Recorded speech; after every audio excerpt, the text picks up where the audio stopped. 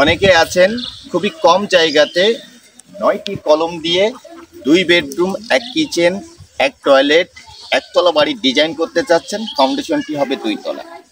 তাদের জন্য খুবই গুরুত্বপূর্ণ একটি ডিজাইন নিয়ে চলে আসলাম। আর ফাউন্ডেশন থেকে ছাদের নিচে পর্যন্ত ভবনটির কাজের জন্য কত খরচ, ফ্লোর প্ল্যান সহ ভিডিওটি শেষ পর্যন্ত দেখলে তথ্য জানতে পারবেন। আসুন কিভাবে আমরা 7 লক্ষ টাকার বাজেটে এই ভবনটার ছাদের নিচে পর্যন্ত কাজ করলাম।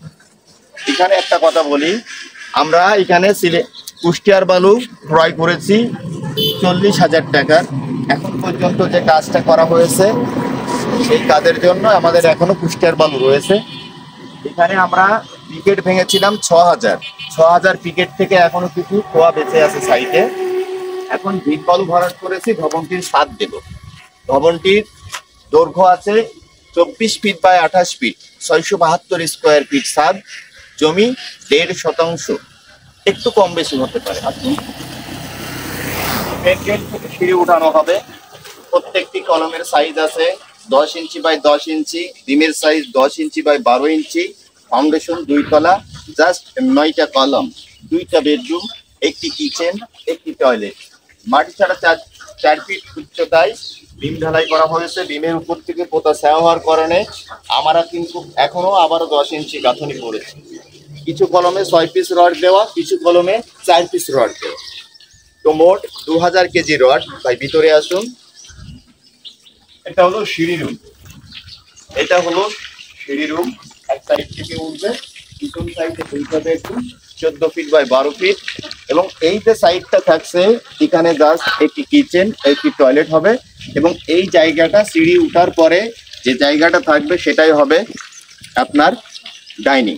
অর্থাৎ 9 কলমে খুব সুন্দর মানের 2টা বেডরুম, একটি কিচেন, একটি টয়লেট, একটি ডাইনিং সহ বাড়ির ডিজাইন।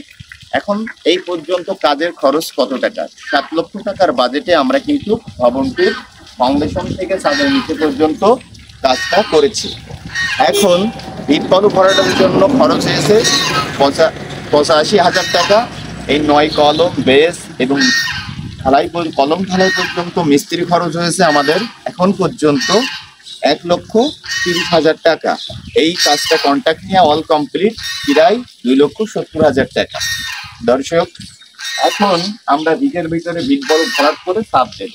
তার আগে আপনাদেরকে একটু তথ্য দিলাম যে আসলে এই গাঁথনি সহ খোয়া সহ আমাদের যে কাজের যে এস্টিমেটটা গেল সেটাই। সিমেন্টের প্রয়োজন পড়েছে এখন পর্যন্ত 140 বস্তা। তো যাই হোক, কিছু বেঁচে আছে। এখন আমরা সব থেকে ভালো হয় ফ্লোরটা ঢালাই করে ছাদ দিলে।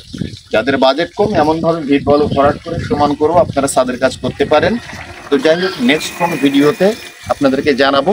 ভিডিওর শেষে ফ্লোর প্ল্যান এবং খরচের হিসাবটাও দেওয়া থাকবে।